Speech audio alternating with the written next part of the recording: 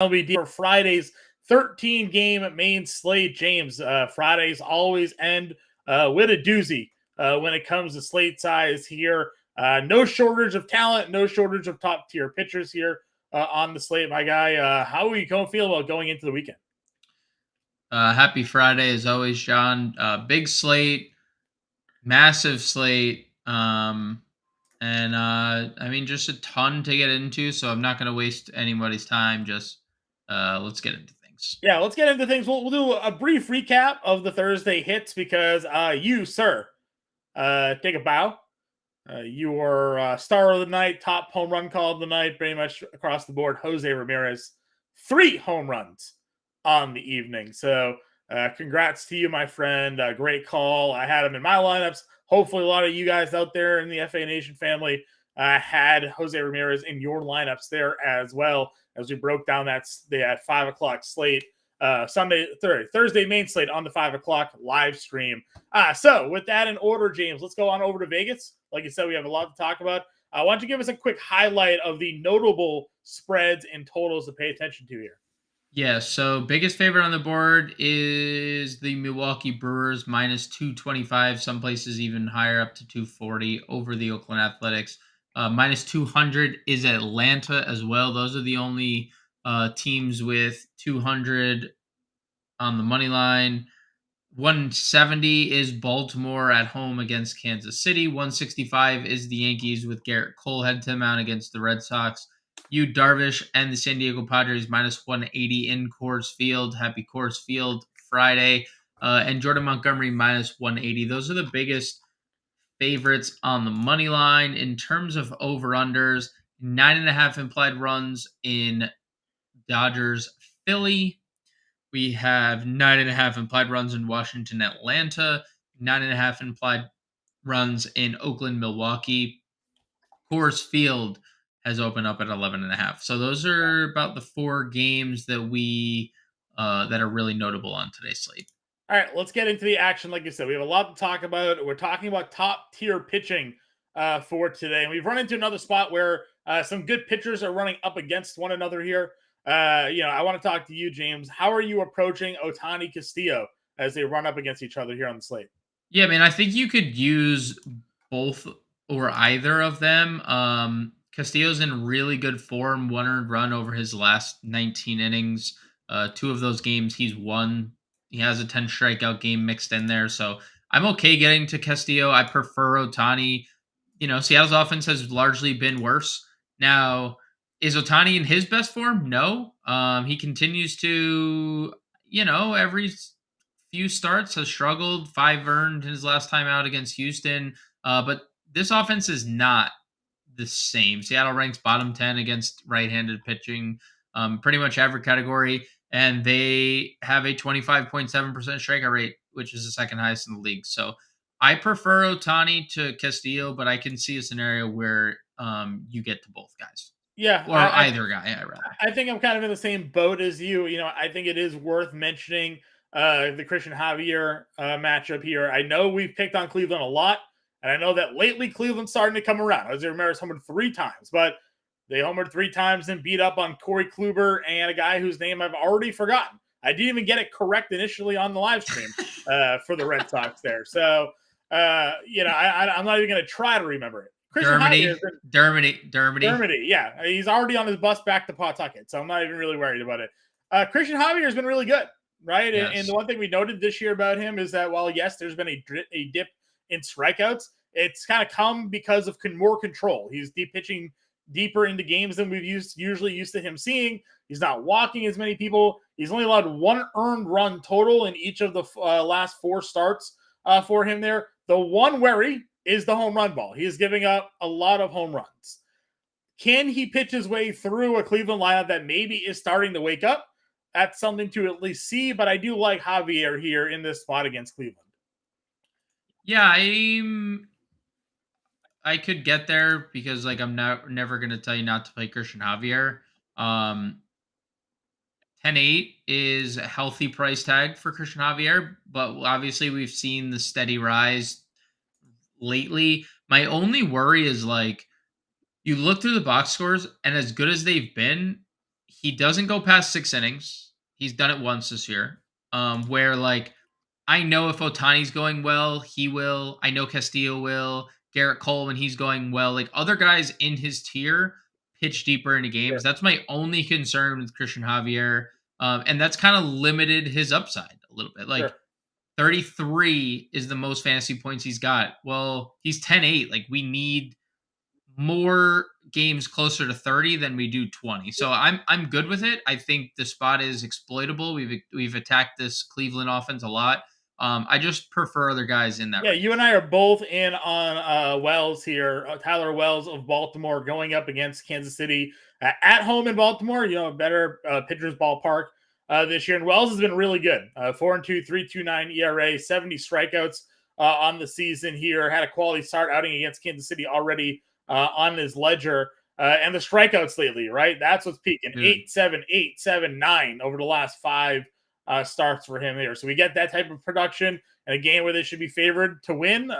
Looks pretty good in this mid-tier range for Tyler Wells. Yeah, really hard not to get to Tyler Wells. I think he's going to be a popular SP2 on this slate. Kansas City with the 5th highest strikeout rate against righties. They have the 4th lowest OPS against righties. So Tyler's going to continue to pitch Wells here, and he's going to be pretty popular on this slate. What value pitching are you looking at tonight? Well, I'll throw one more guy at this tier. I like Yuri Perez, $8,900. I get it that this is maybe getting a little tougher. The White Sox offense has been slightly better, but Yuri Perez continues to impress. Back-to-back starts where he hasn't allowed an earned run. And yes, he faced Oakland his last time out. I understand. But 88 pitches. And that was only the second time he's done that this year. I think we're going to start seeing, an advancement in pitch count. Miami's offense is a little healthier, getting pretty much everyone back. Jesus Sanchez has been a monster coming off the Eloy IL. Jimenez actually just left tonight's game for the White Sox too. So I one mean, less even guy in better. that lineup. Even better, right? So, I think there's a lot of upside here. Just looking at some things for the White Sox against right-handed pitching, they're not like a team that strikes out a lot. 22.6% is little worse than league average. They also don't walk at all. They have one of the lowest walk rates in the league against right-handed pitching. And Yuri Perez has multiple walks starts already. He had 4 in the Angels start, which limited him going deep into that game. And a start, he only allowed 2 hits. Right. So them not walking, and they also rank 26th in OPS against right-handed pitching. So if Tyler Wells is getting a lot more ownership than Yuri Perez at a similar price tag, if I'm playing multiple lineups, sure, I'm going to get my exposure to Wells, but I'm definitely going to pivot off of Wells in one and go to Yuri Perez. If we're looking in the value tier, then man, who's your core value pitching of the night? My core value pitcher of the night is Adrian Hauser for sure. I think this is going to be maybe the most popular pitcher outside of like the top arms. Oakland is the worst team in baseball when it comes to facing right-handed pitching, and I know he got shelled in Toronto. I understand Toronto does that to righties. Right. Like we've talked about it ad nauseum. Like that's what they do against right-handed pitching. That's it. They don't really hit lefties, although they gave Framber the issues on Thursday night. Around that start, he's been pretty flawless. Yeah. Like 6 scoreless against the best offense in the league against Tampa, 5 1/3 against Houston scoreless, and then 7 innings his last time out against in Great American Ballpark, might I add. 7 innings, 1 run. Like he's been really good. Good home The strikeouts and 2 starts this year, but that goes back to a couple seasons. He's been really good in Milwaukee. I would say the one thing is the strikeouts have been a little lackluster, and by that I mean definitely lackluster. The ground balls have been amazing. He has 3 of his 6 starts this year have 11 or more ground ball outs. Every start this year has 7 or more ground balls. So he's keeping everything on the ground. Oakland just is going to have a tough time against Hauser. He's my favorite value, and honestly, like I'm okay going back to Yusei Kikuchi at just 7,100. Yeah. We've talked about it for a long time, and I know Minnesota has gotten some guys back and added some players like Jorge Polanco is back, and Royce Lewis wasn't there this whole season. They're still a terrible team against left-handed pitching.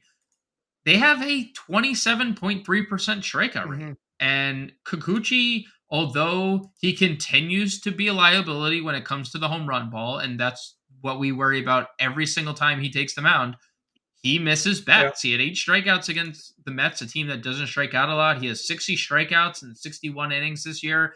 Like, he has strikeout upside. We just need him to keep the ball in the yard. How about one home run? Like, it doesn't seem like he's gonna get away scot free. Like, Yeah. he's gonna give up a home run. We just need it to be a solo shot, right? And this could be another outing where if he has the Mets start at 7,100, who he's gonna be 1/30th the ownership of Adrian Hauser for $1,100 more. So I would definitely take that.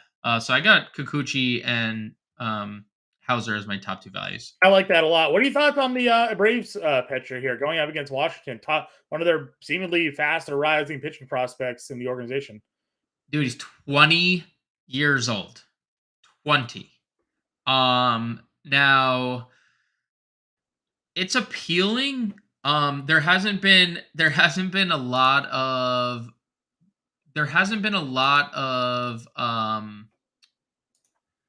sample on him Sure. at like high level minor leagues right now. So I mean, they sent down Soroka, called this kid up here.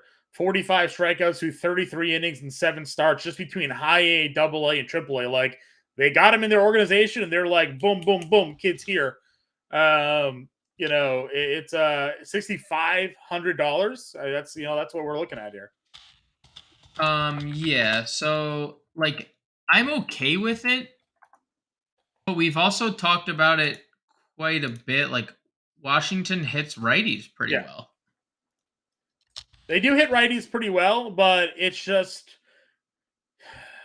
they're still Washington, right? So lately, yes, they've been hitting righties pretty well, and for a little bit more power. They don't strike out. That's at least the one calling card that stays consistent.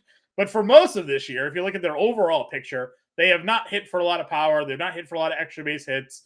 It's more of a price point on a big slate. That's the one thing that I was looking at there for Okay, that's fine. him. So let's go on any other pitchers for you. What's your Yep. fade? Let's talk about fades. I don't like Dylan Cease here against Miami. Yeah, I don't either. I don't like Jordan Montgomery. Two guys that I think usually people like. Yeah. Like, we like Jordan Montgomery, and I at least like Dylan Cease. I don't think you like Dylan Cease, Yeah, I but don't like Dylan Cease in this spot against Miami. Miami's numbers lately have been a lot better against right-handed pitching, and Cease is just so wildly inconsistent on the year. And I was, we'll talk about it. We'll get into it. I don't want to bury the lead here, but you mentioned Jordan Montgomery being a pretty big favorite, and my ears perked up as I don't really care for Jordan Montgomery this year. He's been kind right. of terrible. So if Yep. people are going to be in on Jordan Montgomery, I like to be a little different sometimes. I might be going to the Reds in this slate. So Right. speaking of hitting, let's just get into it. Talk about your top hitters here in the infield. Yeah, we'll do the infield breakdown first. So WD Smith stood out to me first. He's been mashing lefties for 2+ years. And he had a home run the other day in Great American against a lefty. This year, 324 average, 4 home runs, 485 WOBA for Smith. So obviously, like, Ranger Suarez, not a guy who's allowed a lot of home runs, but 342 average, 930 OPS, 395 WOBA to right-handed bats this year. So I'll go there. I will also look at Manny Machado, who I think is starting to wake up quite a bit. 2 multi-hit games in his last 3. Since coming back, like, has looked a little bit more like himself. I know he had the 3 strikeout game the other day, but he's just consistently been getting on base. And we're in Coors Field, Right. and I think Austin Gomber is, what he is. He's not a good pitcher. I'm trying to get the exact splits up right now, as our lineups page updates. I mean, righties are hitting 294 against him, and they have an 890 OPS and a 382 WOBA. Lefties are also hitting 333 against them with 1,000 Yeah. OPS, nearly 1,100. I mean, Machado, for what it's worth, John, this year against left-handed pitching, 388 average. He's just not hitting Right. righties whatsoever. He hasn't hit any home runs yet, but 388 average going into cores against left-handed pitching. He's obviously seeing the ball a lot better there. So I like Machado and I like WD Smith as my top two infield Yeah, options. I'm just going to go Reds infield here. I think they're all going to be play against Montgomery. Spencer Steers, $4,300, guy that's Sure. hitting lefties really well, really just hitting everybody really well. Tyler Stevenson, again, historically has hit lefties really well, coming off of a really good game a couple of days ago, 3 hits against the Dodgers. He had a home run 2 nights ago here, so starting to maybe break out of his little bit of a slump that he's got going on. And then, of course, you have their shortstop and second base. Another Jonathan India is expensive. I realize that, but you can certainly still get to him. $4,900 now, not over 5K anymore. And then Ellie Show fits in as a value play, but they're all in there. $3,700 now for Ellie De La Cruz.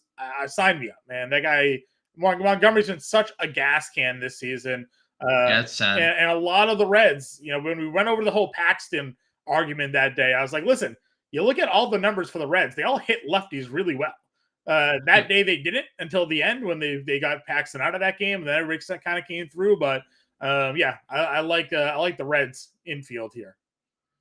Also, like Paxton has been missing bats like pretty consistently since he stepped on the mound. Yeah. Where like Montgomery doesn't profile as like a strikeout guy, Right. so that's also not really in his favor. I agree on almost all the Reds. I think they're all firmly in play. Yep, I'm 100% there as well. What's your value infield?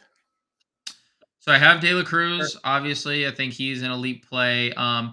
Miguel Vargas. We talked about it the other day, John, and we talked about the Dodgers just literally 360 change in their numbers against left-handed pitching. Yeah.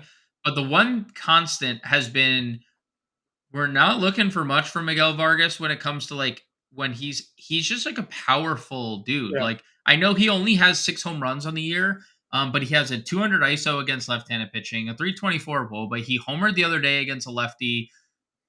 He's just kind of that guy, and he's always on base. He's always finding his way on base, even with a guy with a 233 average, nearly an 800 OPS on the year. So And a 6-game hit streak, right? The Dodgers are obviously going to be an extremely popular stack. Yeah. Like that's just kind of what it is. And what we always talk about is in order to pay up for those guys, you got to find the cheap. Now you got Miguel Vargas here at $3,200. I like that. Chris Taylor is third base and outfield eligible. Another guy that homered the other day and hits lefties really well, cheap, can find a way into that lineup as well. And I'll throw one more value out there. Cody Clemens of the Phillies, if he cracks the lineup, I assume he will.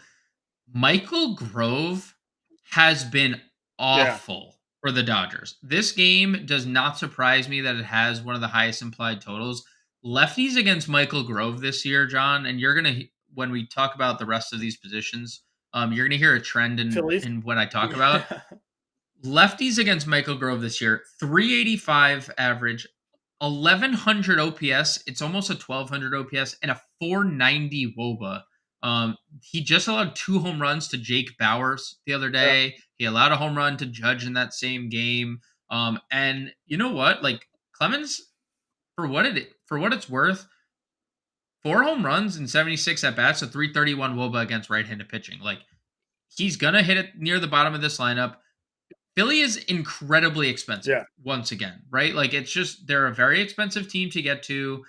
It's a really good spot, but like Harper 63, Turner 56, Schwarber 56, Real Muto 51, Castellanos 49. Their first 5 hitters in the lineup are $4,900 or more. Stott and Marsh also 43-41. Like the only way you can really afford this team is by playing someone like Clemens, who's $2,600 on DraftKings. Yeah. Now he's a first base eligible player. That kind of stinks and kind of takes away like some sting from the position that we generally, can find elite players at. But I think if you're playing Phillies, you can get to Clemens as a pretty solid value, and he can provide you with some home run upside. Yeah, I agree with you 100% here. I think for a value catcher play, Francisco Alvarez gets a lefty here. Dude. I know his numbers actually are better against righties this year, but 2 homers Yeah. tonight. They're not going to play Omar Narvaez against a lefty, so No. Francisco Alvarez, who hits second, he's going to be a guy that gets into that lineup. You're not spending up for WD. I think a lot of people just find themselves going to $3,500 and paying for Alvarez after the night that he's coming off there. So that's our infield look. Transitioning over to the outfield here, James. You mentioned there could be a trend. You just mentioned all those lefty splits against Grove. Have to assume maybe Bryce Harper, Kyle Schwarber find their way into some top plays here. Yeah. So like Schwarber's obviously like if you think he's gonna homer, by all means do it because that's the only way he pays off salary. He's hitting 184 against right-handed pitching, but he has 9 home runs and a 339 WOBA. Bryce is really where I'm centering in on 369 average, 455 WOBA against right-handed pitching this year, 2 home runs. Like guy is locked in against righties as ever. So Bryce Harper is definitely my top outfield. Schwarber's right there in the Yeah, range, right? Like he's in the ballpark because he has light tower power, and we know like he's a guy who has probably as many multi-home run games as like anyone else in the league over the span of his career, yeah, right? Like that's what he's done his whole career. So those two guys, and I really like Fernando Tatis. I'm also not really shying away from like Soto either. If you wanted to spend up on either Padres outfielder, considering Gomber's allowed lefties to hit 333 now, Soto hasn't been as good against lefties as he's been in years past. Just a 321 WOBA against lefties, but he has homered twice. Tatis, though, 5 home runs and 40 at yeah. bats. So, I mean, every 12 at bats, he's hit a home, or sorry, math is hard. Every 8 at bats, he's hit a home Mm-hmm. run um, off of a left He's handed averaging a home pitcher. run almost 1 in every 4 games played. Almost 1 every 4 games played, 5 home runs, 300 average, 458 WOBA against Southpaws. So, um, really, it's the Phillies guys for me, and it's Coors Field heading to Tatis and Soto. Yeah, Coors Field for sure. I think that makes a lot of sense getting San Diego in there. The Dodgers, they're going to be in play. I know we talked about JD Martinez, a lot of that damage, average wise against righties, but still good power numbers against lefties. Mookie Betts, he homered again the other day. Good power numbers there that you can kind of take advantage of for some top plays. I also kind of like Yoshida here. Garrett Cole, for whatever it is lately, the Red Sox tend to have his number. We didn't talk about Devers, but we know the history of Cole and Devers, basically, Yeah. calling him his daddy there at that point. They're going to be in Yankee Stadium. This is Yoshida's Yankee Stadium debut. And that wall is right there down the line. So I kind of like Yoshida here at 5,100 just for the home run call here tonight. Okay, I like it. I mean, Cole has just struggled against the Red Sox in general for Doesn't matter what since version of the arriving Red in the Sox are Yankees. out there. He just Yeah. seems to not live up to the moment there. So No, he has not. I do like Yoshida, and I like those other top guys there. If we're looking down into a mid-tier range, again, other guys that you find maybe just kind of plug and play into a lineup for you. Yeah, like Nolan Jones, $3,900, quite a bit. And I know Darvish is on the other side, but like this is Coors Field, and the Rockies kind of just tend to go overlooked. And not to say that they don't deserve it, but Nolan Jones on kind of a run right here. Back-to-back multi-hit games, 3 in his last 4, has stolen a base in 3 straight games. Also, in the midst of that, homered in one of his games, against the Giants there, and now up to 366 average on He the was a year. top Like, prospect for a while, dude, and then he got traded to Cleveland. I got traded yep. from Cleveland to Colorado, and Rockies are giving him an opportunity to play, and he's kind of living up to the prospect that he was looking like he could have been. Makes me wish I held on to that autograph rookie card that I sold earlier this summer. Maybe it'd be worth a few more dollars today than it was then, but Probably. but yeah, listen, I'm with you there. $3,900. I opened up the Darvish player card, and you're like, John, don't do it. Because he Oh, hasn't. I please mean, don't he do was it. good last start, but on the whole, this year, Darvish has not been, lights out. He's been hittable. Nope. So, Yep. Getting him in Coors here, I agree with you. I think is a pretty interesting spot there.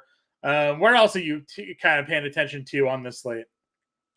Well, in the mid tier, I'll just throw one more name. We know Anthony Santander's pedigree against left-handed pitching, and I know Daniel Lynch has actually been like serviceable to start his 2023. I know he hasn't really pitched all that much, but Santander has just been pretty gosh dang good against lefties for Yeah. the better part of his entire career. And despite like kind of struggling again this year overall, I mean, he's another guy that just like ends the year. He had like 30 whatever home Yeah. runs last year, and you're like, oh, all right, well, only 3 home runs against lefties this year, but 302 average, 426 WOBA. Like just another campaign of just Anthony Santander A lot of against. guys in the Baltimore lineup profile well against left-handed pitching.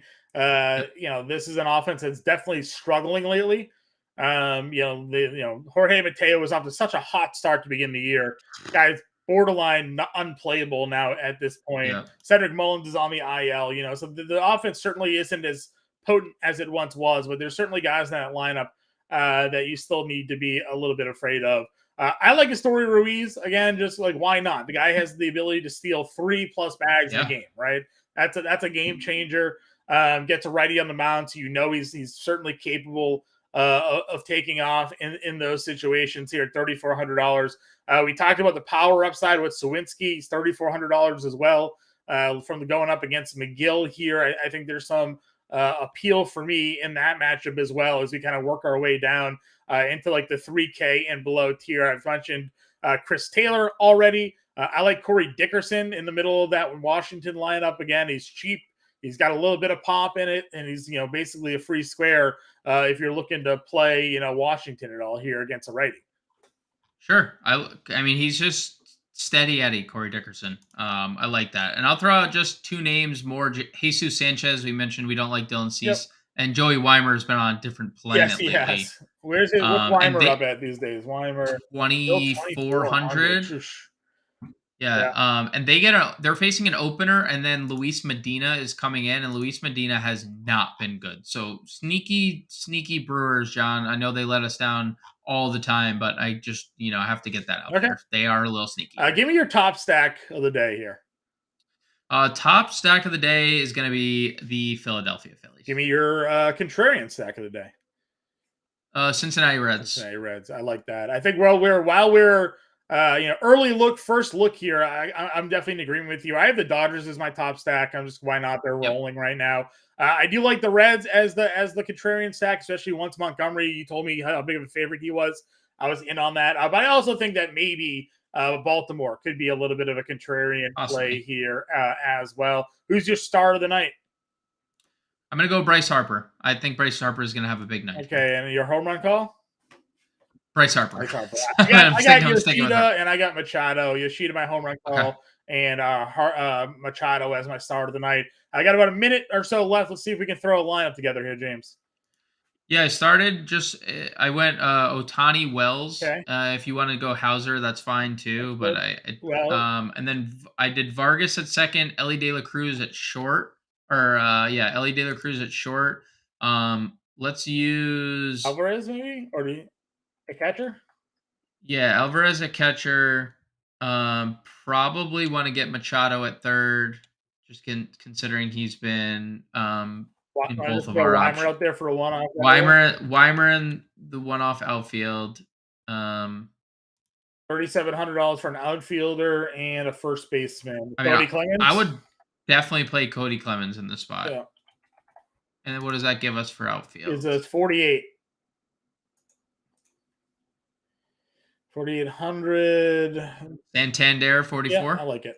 All right, so that's the first look here. James and I will be back live at 5 o'clock Eastern. We'll go through the slate. We'll give you 2 lineups here, cores and non-cores, and give you all the updates you guys need to know about. Good luck. We'll talk.